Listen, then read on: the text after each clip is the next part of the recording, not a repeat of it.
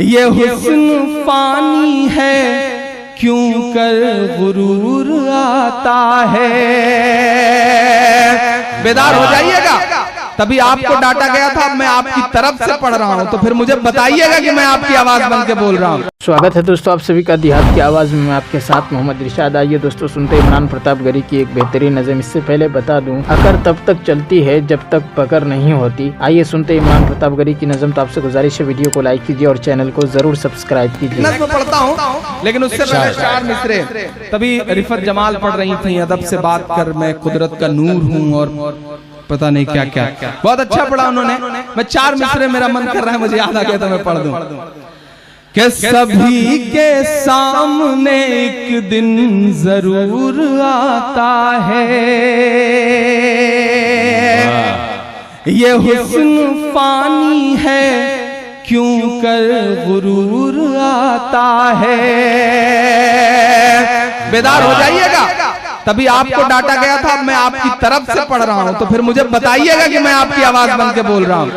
ये हुस्न फानी है क्यों कर गुरूर आता है, किसी भी क्रीम या पाउडर से कुछ नहीं होता। अब जिन्होंने हाथ नहीं खोले पीछे खड़े हुए, उन्हें भी कसम देता हूं अगले मिसरे पे, सच्चे मिसरे हो और ईमान मेरा जो कहता है, भाई आपका भी ईमान कहे तो बताइएगा।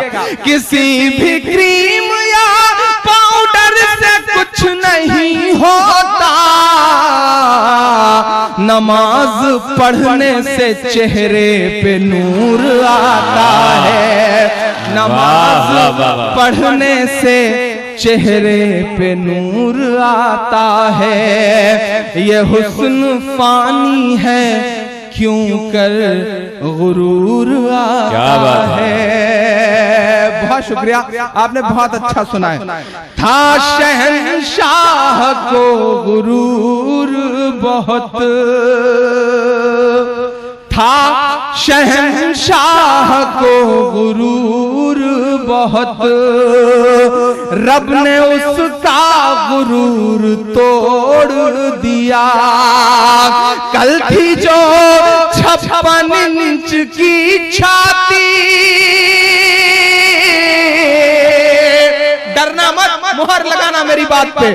कल थी जो 56 इंच की छाती, एक कन्हैया ने सब सिकोड़ दिया, एक कन्हैया ने सब सिकोड़ दिया।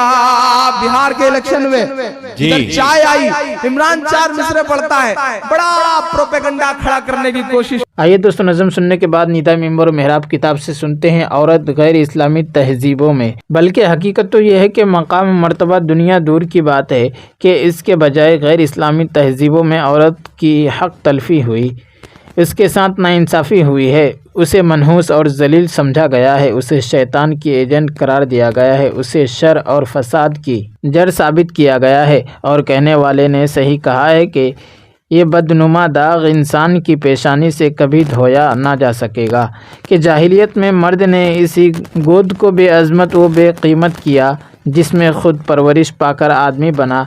कदीम यूनान में औरत को शैतान की बेटी और नजासत का मुजस्समा समझा जाता था।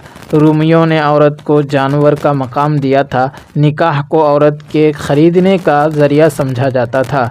उसूलन औरत को हमेशा नाबालिग समझा जाता था। मामूली कसूर पर औरत कत्ल कर दी जाती थी। अहले अरब ज़माना जाहिलियत में लड़कियों को ज़िंदा दरगोर कर देते थे। उनकी किफ़ालत को एक बोझ समझा जाता था। उनकी ख़रीद व फ़रोख्त होती थी। उनको रहन और ज़मानत के तौर पर रखा जा सकता था। यहूदियों के यहाँ काफ़ी अरसा इस बारे में इख्तिलाफ रहा कि औरत इंसान भी है या नहीं। बहुत सू का ख़याल यही था कि औरत इंसान नहीं बल्कि मर्दों की खिदमत के लिए एक इंसान नुमा हैवान है, लिहाजा उसे हंसने बोलने से भी रोक देना चाहिए, इसलिए कि वह शैतान की तर्जमान है। यहूदियों के ख़याल में हर औरत शैतान की सवारी और बिच्छू है जो हर इंसान को डंक मारने की फ़िक्र में रहता है। हिंदू औरत की जुदागाना हैसियत तस्लीम ना करते थे। अगर शोहर मर जाए तो काबिल फ़ख्र औरत वो समझी जाती थी जो शोहर की चिता पर जिंदा जलकर मर जाए। औरत पर पढ़ने और कुर्बानी में हिस्सा लेने की ममानियत थी।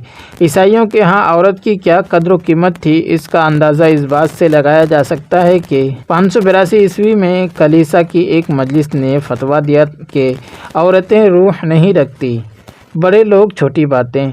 हम जब औरत के बारे में मशहूर गैर मुस्लिम फ़लसफ़ियों और दानिश्वरों के ख़यालात का मुताला करते हैं तो ताजुब होता है कि इतने बड़े बड़े लोग और ऐसी छोटी छोटी बातें। यूँ हिना की तरफ ये कौल मंसूब किया गया है कि औरत शर व फसाद की बेटी है। हदीस बरना का कौल ये बताया गया कि औरत शैतान की एजेंट है। सकरात को तारीख ये कहते हुए बताती है कि जितने जलील मर्द हैं वो तमाम के तमाम नताइज के आम में औरत बन जाते हैं। हदीस जान डिस्पलिन का कौल है कि औरत दोज़ख की चौकीदार है, अमन की दुश्मन है। दोस्तों, वीडियो के आखिर में आपसे गुजारिश है, अगर वीडियो पसंद आई हो तो वीडियो को लाइक कीजिए और चैनल को ज़रूर सब्सक्राइब कीजिए।